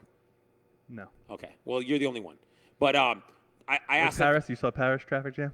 No. Oh, they went into super hard lockdown. Dude, there was 55 miles in every direction leaving Paris. That's nuts. But I asked that facetiously because every time people talk to me about like the general populace's ability to make decisions, I would say, you ever sat in traffic? I know people can't make decisions properly. I know because I sit in traffic. It's amazing whenever you're sitting in traffic, you always end up never seeing something that caused it. And it's always just like dum-dums. Like, I love when like there's a lane of traffic because there's a merge or something, and you watch dum-dums get out of the lane of traffic and zip forward. You think you're the dickhead that's causing this. Like another dickhead that thinks the way you do caused you. Like this is just the cycle, you dum-dums. So the problem with it being personal choice, because I do agree that it should be personal choice, but the problem with it is that we all are having to deal with the consequences of other people's personal choice. So, like, if you invite me to your house, for example, right? Mm-hmm. Like you and Kara are pretty much staying at home, being careful, whatever. So, like, it was one thing, like, out by the fire pit and stuff around my kids. But, like, now that we're coming to winter, say you guys, like, said, hey, do you guys want to come to the house? So I was like, I don't know, man. No, listen, we've been really careful. Like, we literally only see Kara's family or whatever. You know that situation, so you know how careful we're being. Cool. All right, cool. We'll come over your house. This is assuming that I feel like I'm a safe person. Let's just say at that time, like I've been said it to. Okay. So I come over your house. Oh, hey, this is my friend Joe. Oh, yeah, Joe lives across the street. Oh, and that's his girlfriend, Sarah. But like now I'm in a weird position, right? Because I don't want to tell you who you can have in your house, and I can't just leave, and I got 2 kids, so I can't create a whole scene. And so now I'm sitting on a couch drinking my beer, but Joe's in the house, indoors, and now, oh, hey, so how'd you guys meet? Oh, we met actually through Tinder. Oh, when was that? Oh, like a week and a half ago. Yeah, right. Whoa. So it's like, yeah, it's personal choice, but like now your personal choice because my personal choice. No, but I mean, that's a weird scenario. That's the scenario I was talking about in my life. Yeah, but no. For you, for sure. Yeah, but I'm saying, I'm saying if you want to go out and meet people, go for it. Who am I to tell you how to live your life? Sure. Right? And especially when, I mean, the death rate is like minuscule. You ever played an online poker tournament? Yes. So the strategy is, I don't care if you get aces, okay? Stay home. Stay home early. Let them eat each other up. You're better off. To eat each other up, but like, listen. No, I'm talking about poker. Can I finish? Okay. It's better for you to play 3 than it is for you to play 7. And trust me, they'll eliminate each other. They're going nutty. They're going nutty. Yeah, I know. Someone's going to catch some stupid fucking flush. Yeah. And just let them, right? Just sit out. Keep your aces. That's kind of how I feel about this shit. Is like, make your personal choices. No, exactly. I'm going to be over here. That's I'm going to be over here. Exactly. And then when we figure this all out, I'll come back in. Like, all right, cool. Exactly. That's exactly You right. know? Right? So you have that choice. And by the way, that's not me saying that people will actually die, hopefully. You know, I certainly don't wish, like, oh, let you guys all die off. That's not it. But I'm saying, like, yeah, I hear the personal choice aspect, but that's why I'm in, like, a work home situation because if you're not comfortable, you stay in your bubble. Because like everyone else seems to want to test it out. Like, all right, you test it out. You be the guinea pigs. Right. I don't want that for my kids. No, exactly. But exactly, it's everybody's personal choice. They can either do it or not. If you're not comfortable with it, you stay home, right? Sure. But why should the whole world not live their life because you're not comfortable? Right? You can't just dictate the rules for everybody when it's I know there's so many things, and everybody says follow the scientists. But if you follow actual scientists, there's a lot of things that we're not doing as a country, as a world. You know the official World Health guidelines before all this happened. If you looked them up 1 year ago, it said lockdowns are an ineffective strategy for combating the virus. I didn't know that. No, of course not. So because what as is soon a as good strategy?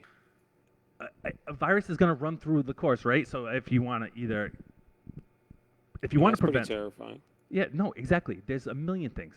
They also said the mask thing, which there's a mask study that's waiting to be released. Apparently, interested to see what that one says. No problem wearing masks, right? The problem is everybody's wearing dirty masks. You gotta clean your mask, guys. You know what I mean? You're probably sucking up some nasty shit. So all these rules that people think that's keeping me safe, they're not based in science. Let's put it that way. So if you want to live in your bubble, you live in your bubble, right? But if I'm a college kid, right? Fuck, I'm gonna miss all my college years now because everybody else is afraid, right? Now you're gonna shut down my college. I'm gonna go home and live with my grandparents now. I'm much more likely to fucking kill them. 92% of the deaths are fucking over 55. You know what I mean? Like it's you can't just dictate everybody's life especially when you're testing asymptomatic. Right, we're going to do more COVID tests this year than we've done flu tests throughout human history. We're going to do more COVID tests just this year. Good, I like that. And especially these PCR tests. Have you read about these PCR tests? I don't even know what that is. All right, so those are the tests that I've seen it listed. I just don't know. The New York Times says 70% false positives. 70%. What they do is they heat up the thing. It's just to find trace amounts. Okay, so they keep heating up, so there's enough that they can see. Oh, positive, right? But like scientists say, if you do it too much after too many cycles, over 30 or 35 cycles, you don't have the disease. Just because there's a trace amount there, you don't have any symptoms. There's nothing else. You have to do an actual ASSAY, however you say that. You have to actually do that to see if you have the test. Okay. So these PCR tests, they gave a high amount of false positives, and then you have to do an actual test. So we're testing like crazy, just like the Patriots, right? We would have never known Cam had it or Stephon Gilmore had it or whatever. They didn't have any symptoms. They weren't sick. You know? No, I totally know, and I totally get what so you're it's like, from. well, if out of all the colleges, I think there's been I think it was 2 or 3 kids went to the hospital. Out of all the positive tests in all these colleges, 2 or 3 went to the hospital. So why shouldn't they just be living their lives? I don't have an answer for that. Like, it's something that's hard for me to wrestle with. Like I said, look. No, but it's a personal choice. So, yeah. I mean, I don't know. Listen, you and I aren't going to solve it. The problem for me is, like, I don't go near my grandmother, right? I went to see my grandmother. Like, I'm not near her. I don't go near her. I sit on the front steps or whatever, and she's at the top of the stairs. Something like that, right? I'm scared to give it to her. Right, but someone my age. Here's the other thing. It's impossible for me to believe when I've read 8 million scientific studies about different drugs in the world, throughout the world. Like D3, vitamin D deficiency, is huge for having issues with COVID. If you're vitamin D deficient. By the way, but everybody in the Northeast in the cold season has vitamin D not as much as other countries. I used to have vitamin D. But you could honestly, you and your whole family should just take it. You know what I mean? It's different. No. So the problem is that's one thing I know about virology it was explained to me by somebody who I respect that there is a lot of scientific data that suggests that vitamin D absorbed through the skin from the sun has a very different effect on virus protection than ingestion. Yep. And that actually, so just taking it actually doesn't necessarily do anything. No, but here's my problem with the whole scientific community, right? Sure. Right there, that we have more than enough fucking patients out there to do randomized fucking control trials on. Yeah. Like, what the fuck are the? We should have already tested that by now. It's fucking. We're 7 months into this now. I get you. Yo, let's talk food. Where have you been ordering takeout? Not really. No. Bro, you got to get out there. You're rolling in it. You're working like crazy. You got to get out there. You got to buy takeout. You got to support your local joints, bro. Yeah. You know what? I do a lot more than when I do get takeout, though. Yeah. I used to tip very minuscule on takeout. No. Same. No, I'm a big tipper on, so on takeout. So can I say something that's like I'm okay with people hating on me for this. I'm just gonna tell the truth. That's cool. That's cool. Personally, and listen, anybody that wants to see my finances, I'm happy to show them if that's what's going to prove that like my employees are doing good and I'm not, like I'm bleeding, and most of us are. Just buy another item instead. Like the reality is on takeout they don't depend on your tips. Like they make a living like that, they get paid. Yeah. And wait, what do you mean? No. So like in other words, because they so make a minimum wage because they're. Well, hopefully they make at least minimum wage. I mean, my most of the people. No, but isn't restaurant minimum wage different than like a server's minimum wage? Server's minimum wage, but takeout's not. Like so like it has to be a position. I just think they're always a bartender and they're probably missing out on so many tips. That's the way I think of it. Yeah, that's fair. So again, like I don't want to discourage you for tipping. I just know that for me, like I guess I think that it'd be better for our industry if you tipped $5 instead of $15, but you ordered more often. Because the reality is that like what's keeping people employed and what's going to keep restaurants from closing is selling food. And I know for us, like we've seen, so like in the spring, we were at I'm talking about just Simcha right now. Yeah. Like in the spring, we were at like 80% for our numbers, and I consider myself like one of the lucky ones, like super lucky, right? Now we're at like 30% of that 80%, and it's just because like there's more options. There's indoor seating, there's outdoor seating, whatever, and we're takeout only again. But also that mindset from the spring of like get out there and support. Yeah. And then like not everybody's as fortunate as folks like you. There are a lot of people hurting financially. So I understand that like they also don't have the money to support restaurants, especially restaurants maybe at a price point that I am. And I respect that and I get it. I will say that like restaurants that needed your support in March and April and May, like if they're still open now, yeah, they still need it. They need it in a different way. Yeah, right. Like they need it in a different way. I was talking to a business owner yesterday at an event, and we were talking about the fact that, how laughable is it that like PPP gave you 2.5 times payroll, and like they're acting like they saved us, like they're acting like they bailed us out. I did the math. I'm at about $300K in payroll since the shutdown started. That's payroll. That doesn't count rent. Today's the 1st, right? I'm paying rent still on 3 spaces. One of which I don't even use. Like I don't even see. Yeah. It's crazy, right? So I just started like these utility One's companies. a podcast studio. Yeah. It's so funny. These utility companies, they make me laugh. The car companies, they make me laugh, right? Like they thought they were doing us a favor, like calling me in April, like, one of our company vehicles has like it's financed. Ford Financing calls me. They're like, we just want to tell you that like, as a courtesy, we're currently 3 months. we're 3 months. Yeah. I think they did it for like 2 months, right? So I got a call like recently from them, and they're like, "Hey, like we're gonna put your car out for repossession." Huh? They're like, "Yeah, you're 4 months behind." I said, "Wait, you called me and told me you weren't taking payments anymore." Oh, that started back up in June. All right, so like I paid them. Yeah, right, it was a right. chunk, right? I just paid them, and like like the electric company.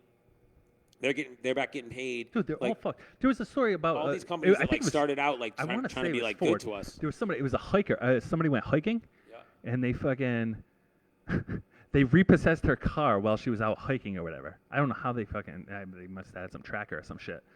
They fucking repossessed her car, so she goes back to her car's not there. Her phone, everything's in her car. Meanwhile, they extended her lease because she didn't owe payments for 3 months. But she paid them the entire time, and they just extended it. But it's like, no, you're over your lease. It was some like fucking weird ass story. I'm like, like these. Well, anyway, I fucking didn't get the vehicle companies. repossessed, but I will say this. But anyway, my point is like, $300,000 just in payroll alone. And like, there's companies that are probably worse than that. Yeah. Although one thing, like, we can always harp on this again. There's lots of companies like Yelp reviews. Fuck that shit. It's just so funny to me how many people like that talk about it aren't about it. So like, there's lots of people out there that'll be like, let me use the town that I live in as an example. All these people, right? Like they believe like everyone leans left. Everyone's like super like livable wage, right? When they're talking about my staff. Yeah, of course. But the staff of the actual town, I don't know if you know this. Do you know that municipalities can pay federal minimum wage, not local minimum wage? So like you could hire like kids to work on the beach, and you could pay them like $7.75 or whatever. I got to pay them $12.75. Yeah. And like people in town don't have a problem with that. Like they don't have an issue with that. And I'm like, really? So like in theory, employees that you could fight for, you're not worried about. Right. You're just worried about mine. Right. Same thing goes for like people that like talk about like, oh, I only want to support people that do it the right way. Like you'll hear people say about certain places like, oh, well, they take good care of their staff. But like right now, there's companies just straight up laying people off left and right. Right. There's people that did it early. There's people that did it after like early July, like, and these places, there's such cornballs, like people still support it, right? And in fact, even the publications, I saw a list come out the other day from Boston Magazine, the 25 hottest restaurants right now. Shout out to Michael's Deli in Brookline. They were on the list. And what does JB have to say about Michael's Deli? Yeah, JB, how do you feel about Michael's Deli? No, Michael's Deli is the real deal. Steve Peljovic is the friggin' man. Anyway, they were on the list. But there were other places on the list that I'm like, there were two places specifically on the list that like they let their staff go. They're like actively unapologetically just doing whatever their thing is, and then telling people how they should act, how they should behave. Right. Acting like there's a right way to treat people, whatever. Dude, I'll bet you my employees are doing better than theirs. That. You have employees in there. All of them. Just hired 3 new people. Just hired 3 new people, Brody. That's crazy. Well, I was talking to my restaurateur friend in Boston. You have a restaurateur friend in Boston? Yeah, well, not really a friend, but I did invite him on the podcast. Did I know about this? I don't know if I mentioned it. Do I know him? You know of him. You know him, probably. You've been there with me. Okay. We'll say the name another time. Okay. But either way, he was saying his landlord came and said, why aren't you open for lunch anymore? You need to open for lunch, blah, blah. How about if I don't charge you rent like this summer and you just open for lunch? He's like, no, keep your rent. It costs me way more and nobody's going to come for lunch. There's nobody in the fucking city. You know what I mean? So I'll pay you your rent, to think no of problem. Like where I've been with you in the city. I mean, it was back in the day, but this is he could just stop trying to guess. He could tell the story when he comes on the podcast. He's a Patriots season ticket holder too. Either way, but I'm sure is he a chef? I don't know if that's like. I mean, he's an owner. Okay, but he doesn't cook. No. Okay. He bartends. Either way, but he was also talking about How'd you meet this person? Oh my God, it's a northeastern spot, and he knows all about. He knows all the our house people, and he was talking about the whole Poorhouse going out of business. Yeah. But he's like, well, they still got. Connor Larkin's went out too. Yeah, I know. He was talking about them too. But he's like, well, Poorhouse. He's like, they still got their liquor license, so they can come back next year, and they'll be fine. They don't have to pay rent for a year. You know what I mean? Like as long as the liquor license is a business in itself, right? Yeah, that's true. So that part's true, but the problem is that liquor licenses, you can't just be closed for a year, and then they'll take your license from you. Yeah, but I think you have a grace period, but it's not a year. It's not a year. I don't think so. All right. And by the way, I don't know. Listen, I'm just saying a lot of. There's probably. I mean, there's. Listen, this person. There's a million people like this person right? might be much smarter than me, but it doesn't sound like maybe. I don't know that I agree with their understanding of commercial real estate. Not like Poorhouse could just take a year off and just not pay rent. By the way, do you know about that whole scenario? No, but I it's think the landlord. The landlord owns. The landlord wants to. He had a plan 2-3 years from now to condo that when everybody's leases were done, which is another. I think their lease was done though, right? There wasn't. They had 3 more years or something. But that's why they all closed. Is because if you own those places, you're going to have to dig back out. It's going to take a few years at least to catch back up. Yeah. So if your lease is going to be over, why would you come back? Why would Why would you stay through this painful time? Who God knows how long? Yeah. Only to by the time you catch up, it'll be over. So like, there's no benefit. You know what I mean? Like, you might as well call it a day now.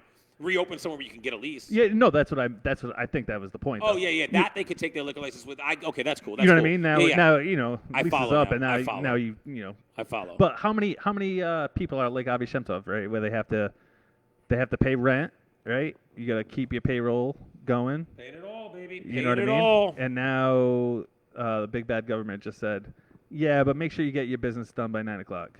9:30. 9:30. Dude, don't sell people short on that last half hour. Dude, what's gonna happen too? What if I sit down at 9:20? Am I allowed to stay? Or at 9:30 everybody's out? Bro, you gotta be home by 10. Oh, that's right. Gotta be home by 10, Bro. dude. But this is what I'm saying. Yo, we should start opening a place but at 5:15 These a.m. people, when they we say should start to me, opening a nightclub at 5:15 a.m. Like, yeah, you know. But just don't tell me that. Follow the science. All right. Can I tell you something? One If more I person. personally wasn't so risk averse about COVID, and I am, so like I'm not gonna do this. But like now would be the time for like prohibition era like speakeasies. You know what I mean? hell Like yeah. just like just fog out these windows yeah. and like this would be Actually, like, I saw this some- needs to be open till 2 a.m., 3 a.m. and just be jumping. You know what I mean? Yo, there's a really smart Puerto Rican guy on Twitter. I don't know. I don't know if he's like some sort of scientist or whatever. He fucking can read a scientific study like nobody's business. What does his Puerto Ricanness have to do with this? I don't know. That's the only reason I know about him. Just like because he's talking about Puerto Rico and Oh, okay, so- all he does it's like something to do with cats is his like Twitter handle. I don't Okay. know. But he was saying rented My out a cousin lives party in Puerto house. Rico, by the way. Oh really? Got married there. I Do went. they I want went stay there for the Do wedding. they want stayhood? So he's American. Well, they're he all married. American. Sorry, he is from. He was born in a state. Well, so they are all American. Yeah, they're So American. Puerto Ricans that live in a U.S. state can vote, right? Isn't that true? Yeah. I Yeah. don't know. No, Puerto Rico doesn't vote for the election, but do they vote? They do vote, don't they? Does There's Puerto something Rico, to do Puerto with Rico doesn't territories. vote? No, like Guam votes though. Guam votes in the think national election. I think so, but there's no. I don't think that's true. How the fuck do? Where's Jerry Callahan when you need him? He would. That's the thing about Jerry Callahan is he would know that. Does Puerto Rico, dude? As soon as I typed in, does Puerto? They have the whole thing of the presidents, you know, the statue, president statues. Okay, interesting. So Puerto Rico does not. Okay.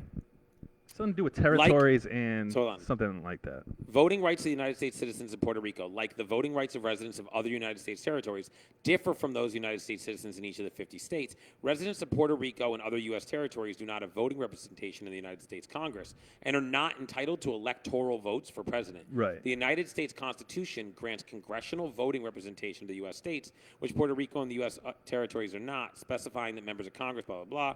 Puerto Rico is a territory, blah, blah, blah. Yeah. But it said that they vote in the primaries. Yeah, I knew it was some weird thing. Like, So U.S. Congress granted U.S. citizenship to Puerto Rico, Puerto Rican citizens in 1917. it's like, but why can't? Like, let's just let them vote to be a So state or not. Let the U.S. people vote. territories are part of the primaries, but not the actual election. right, That's 'cause- weird, huh? Yeah, because I knew they weren't part of the electoral college, but I'm just saying, right? Like, why can't those people just vote? If you guys want to be the 51st state, go for it, you know? Or if you don't want to be, vote no. You know what I mean? Like, why can't we just let them decide if they want to or not?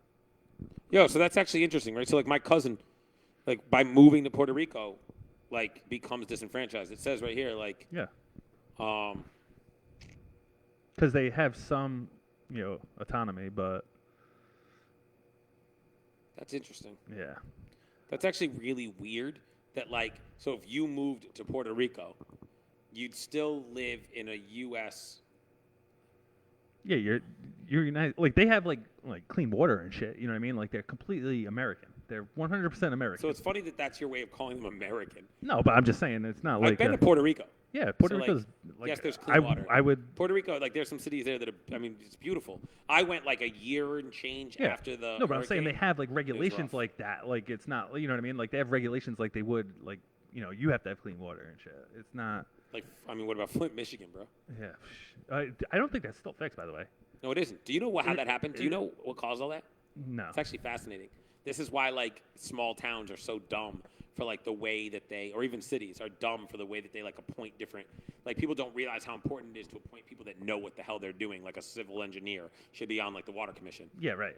So what happened was, they're like, all bureaucrats. There are like 2 different kinds of water treatment, and like I'm not an expert, so I just read an article on this at once upon a time. But there are like 2 kinds of water treatment, and they need different plumbing, and one leaches lead out of a certain kind of pipe. So you need a certain kind of piping to use this kind of water.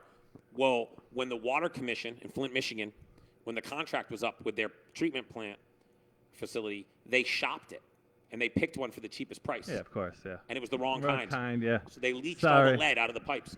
And any civil engineer would have known, like, yo, we have these kinds of pipes. We can only go with these kinds of treatment facilities. Right. And instead they went with the treatment, and that problem will never be fixed. Like, they don't have the money to rip up all the plumbing for a major city. Yeah, but like, they fucking need to do it. And you can't just reverse it. No, I mean, agreed. But you can't just like reverse it. But that's the thing is, right, so like, we need, and again, I don't care what party it is. No, exactly. We need the federal government, like, to step in and go, this can't happen. Yeah, right. Fix this, like now, like today. Right. Fix this today. Like, go get a shovel. Right. No, start digging this shit up. Yeah, you cannot have lead poisoning in a city in our country. Like no. It should not happen. Should not happen. Like Trump once said, it's funny, like people just tuning in today are going to think like I'm pro-Trump or something. But Trump said during a Republican primary the first time around, he was like, you can't have homeless people in the streets or homeless veterans in the street and call yourself the best country on earth. And like the same thing could be said about lead poisoning children. Like you can't lead poison children with your water and call yourself the best country on earth. Like you can't. Because literally any country that isn't lead poisoning their children is doing better than you. Yeah, no, exactly. Like literally they're doing better than you. No, and it's once again, it's all these things like shades of gray, right? Like, oh, you support Biden, right? Well, Kamala says yesterday, they're going to continue funding. Did you already vote? No, I'm going tomorrow. Me too. I believe in that kind of, like I dig that. I rock with that. So there's still a chance that we can convince you. Convince me of what? Who are you? I didn't say who I'm voting for. I know you, dude. I know you. Well, Kamala says she's gonna. They're gonna reinstate funding for the PLO. I don't like that. It's not. That's not going to sway me. There's that's 8 not million shades of gray though with everything. But that's not going to. I'm not a one. I'm not a one issue voter. Like I'm not that. I will not be dissuaded. Listen, I think there's a lot of one issue voters this year. I think it's COVID, and that's. I mean, I think it definitely hurt Trump at the beginning. Now I don't know because I see these massive crowds. I'm like, Jesus. Like massive crowds, right? And then you see like Joe, and it's like, does anybody like really support him? Like the thing is though, like it's just so crowds weird. Aren't going to come out for Joe Biden because the kind of people smart enough to vote for Joe Biden aren't going to be in a crowd. But I think what they say in Texas already more people voted than 4 years ago. Right. Already before election day. And the reality is that voter turnout is always good for the Democrats. No, I told you that's why the Republicans systematically suppress voters. Did I not tell you that at the beginning? The number one thing they should do is just be worried about the turnout. That's the only thing that anybody needs to do. As opposed to the Republicans who are literally macing people on their way to the polls. Did you see that? They were pepper spraying. There was a rally, like a march yesterday to a poll, and there were these black Americans marching to the polls, and police engaged them and pepper sprayed them. For what? I don't know. For marching. Why'd they go after Special Blend? I don't know. I know. In your head, you're like, they did something. No, they didn't.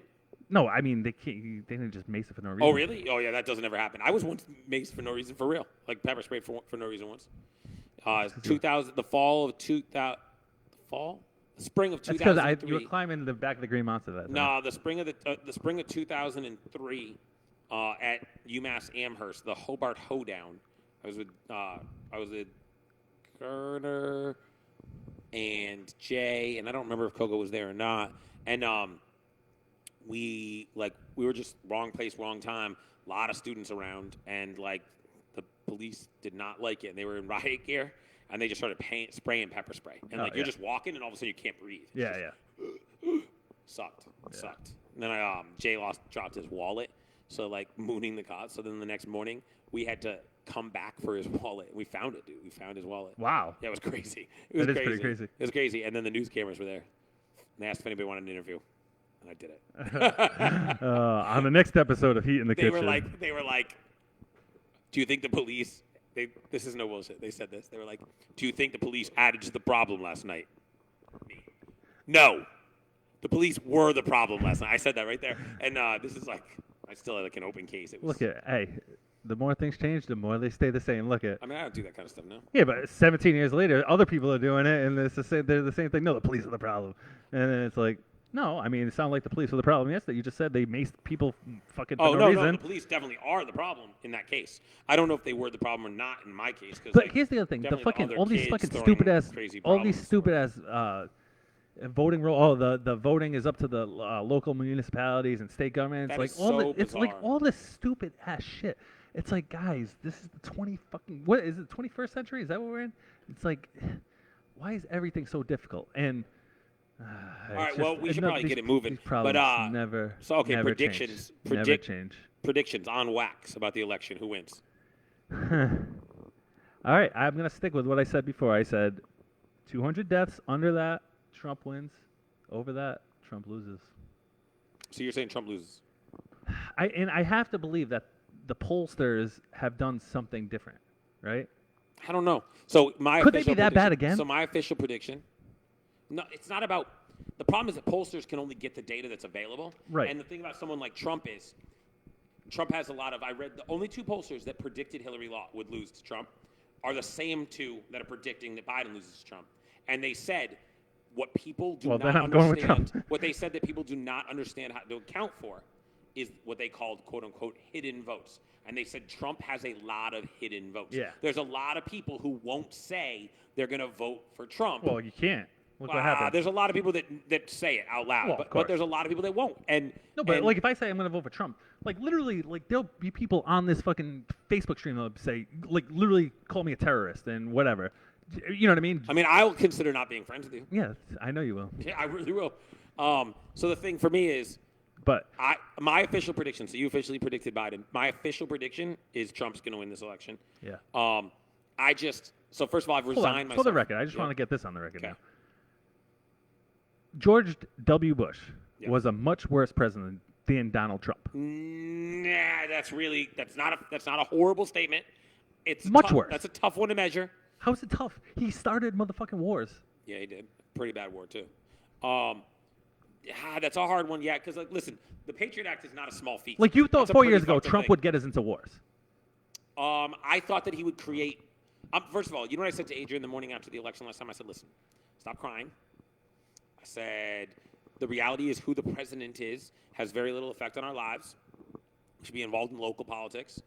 All politics is local, baby. Right, but in particular, we should be very involved in local politics. That's where much more impact on your life. And I said, like, the reality is that there's nothing this guy is going to do that's going to have like some crazy drastic effect on our lives. And I was wrong. The whole COVID thing is really fucked. No, but listen, the COVID thing, whatever, we're not going to get into it now. But, I mean, truthfully, you live in a democratic state. The governors control that. We've already been over this. No, I'm talking about as the country. I'm not necessarily. Yeah, but as the country, I mean, how would your life be different? I don't understand. You wouldn't move to a different state. You'd still be in Massachusetts. Governor Baker would still be calling the shots for your life. That's debatable. No, it's not debatable. You live in Massachusetts. He makes the rules. Yeah. Trump didn't make any rules with. But so anyway, to go back to my prediction. So, I think there are a lot of hidden votes for him. I think that, and I've resigned myself to the fact. So, I've resigned myself to the fact that, like, I think we're going to live 4 more years with this guy. But then the Democrats better get their shit together for 4 years and run somebody like Yang, somebody who can actually fucking win and is not an 80-year-old. I'm with you on that. By the way, I just want to say this, like, because I think we really should wrap this thing up. But I will say this: my biggest disappointment. Like, I look so much forward to, like, election night. Like, I love watching that shit. Yeah. Like, I love cracking some beers, having something harder in case it goes sideways. Yeah.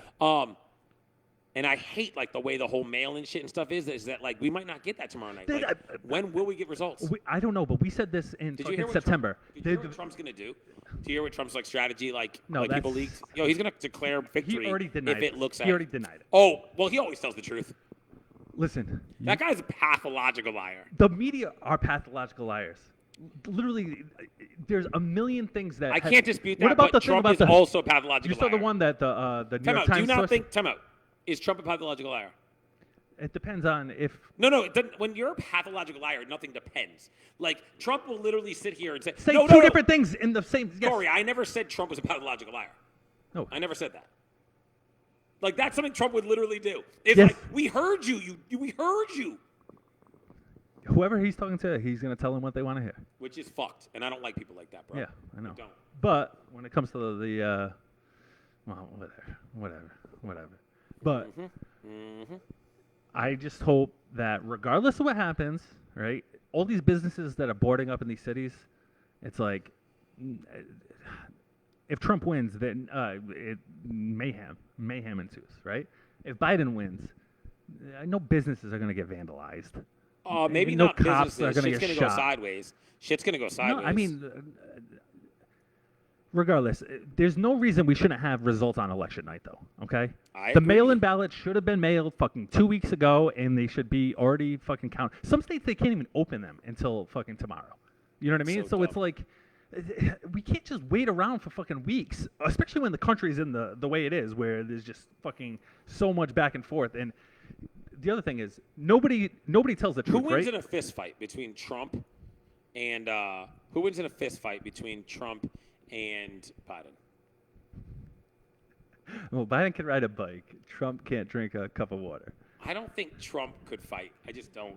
Like, he seems like someone that, like, Trump would fight like that. Like, you know what I mean? Like, that's how Trump would fight. He's like this.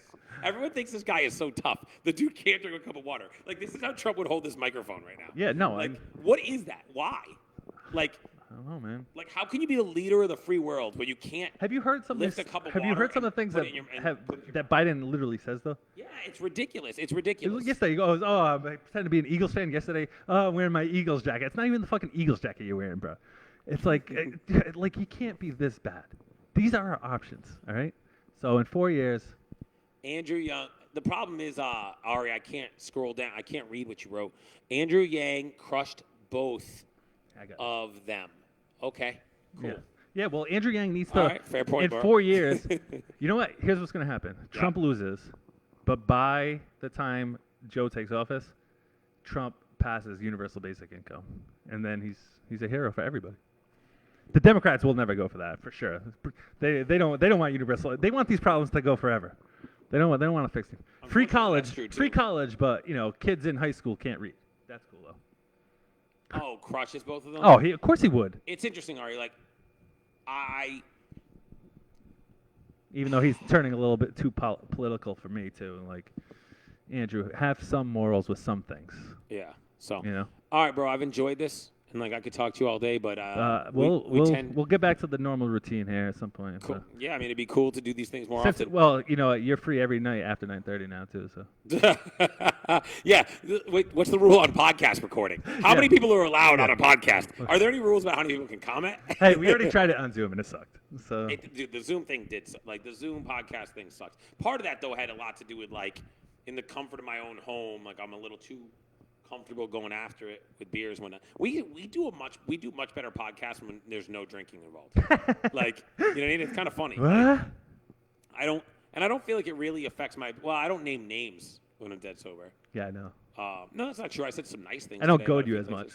That's true, which would be cool if you'd goad me less.